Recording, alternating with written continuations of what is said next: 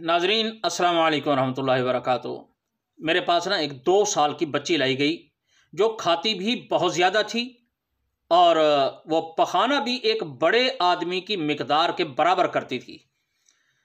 और बदबू उस पखाने के अंदर इतनी होती थी कि किसी आदमी के लिए उसके करीब ठहरना ये बहुत मुश्किल होता था।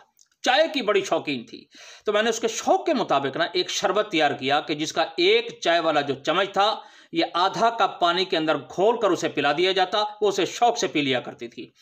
अच्छा, पहले दिन ही ये पिलाने से ना उसका जो पखाना था मिकदार में भी कम हो गया और जो बार बार आता था तादाद में भी कम हो गया। तो 15-20 दिन के अंदर ना वो उसका मैदा जो मजबूत हो गया। आज वो खुद 2 बच्चों की माँ है और उसे कभी मैदे की तकलीफ नहीं हुई। मैं तो इस शरबत का नुस्खा मैं आपके गोश गुजारना चाहता हूँ। तो पहले ये नुस्खा समाअत फरमा लें, बाद में मैं इसके फ़वाइद बताऊँगा। नुस्खा समाअत फरमाएँ कि बादियान खताई और ये जायफल और जलवत्री और लौंग, बस ये चीज़ें हैं। ये 50-50 ग्राम आपने लेनी है और चीनी जो है ये आपने 3 पाव लेनी है, यानी 750 ग्राम है ये। तो ये तमाम चीज़ें जो है ना इनको हल्का हल्का कूट कर दुरदरा करके मोटा मोटा कूट कर इन्हें आपने 1 किलो पानी के अंदर रात को भिगो देना है। रात भर ये भीगा रहे और सुबह आपने हल्की आंच पर इसे पकाना है। इतना उबालना है कि पानी जो है ना सिर्फ 1.5 पाव रह जाए। और ये याद रहे कि उबालते वक्त देगची के ऊपर ढकना ज़रूर रख दें। ढकना आपने यानी नहीं उतारना, देखने के लिए तो उतार लें, वैसे उतार के नहीं रखना, ढकना रहे ताकि उसकी जो भाप है वो ढकने के साथ लगकर जो अर्क बनता है वो भी उसके अंदर आता रहे।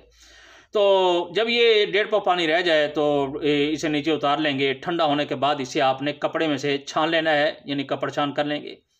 तो इस पानी के अंदर ना ये जो चीनी है 3 पाव ये भी मिलाकर आपने शरबत तैयार कर लेना है।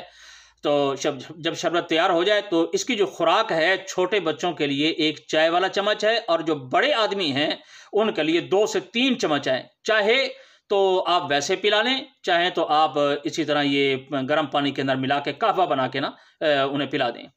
तो इसके जो फ़वाइद हैं वो आप अब समाअत फरमा लें कि सर्दी की वजह से पैदा होने वाली जितनी भी अमराज हैं उन तमाम अमराज के लिए ये मुफीद हैं। और पेशाब की कसरत हो या पखाना ज़्यादा मिकदार में खारिज होता हो तो ये जो शरबत होता है खाने को और पानी को अच्छी तरह हज़म कर देता है।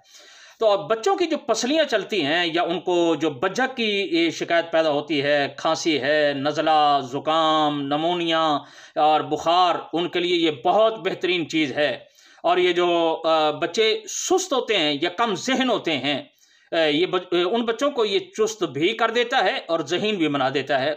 और ऐसे बच्चे के जो बग़ैर किसी वजह के रोते हैं, यानी उन वजह कोई नहीं होती, ना कोई दर्द है ना कोई तकलीफ़ है, ऐसे ही रोना शुरू कर देते हैं।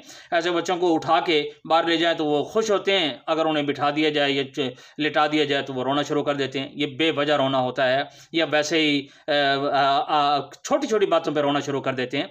तो इन बच्चों को आप ये शरबत पिलाएँ, उनका ये इलाज है। और ऐसे बच्चे जो बुज़दिल होते हैं, डरपोक होते हैं और ज़िद्दी भी होते हैं, ज़िद या वो बच्चे जो ज़िद बहुत ज़्यादा करते हैं, तो ऐसे बच्चों को ये शरबत पिलाएंगे तो इंशाअल्लाह ताला इसका आप नज़ारा देखेंगे। बस दुआ है कि अल्लाह ताला मुझे और आपको और तमाम इंसानियत को, खुसूसन उम्मत मोहम्मद सल्लल्लाहु अलैहि वसल्लम को शिफ़ा कामिला आजिला मुस्तक़िला मुस्तमिरा अता फ़रमाए। अस्सलामु अलैकुम व रहमतुल्लाहि व बरकातुहू।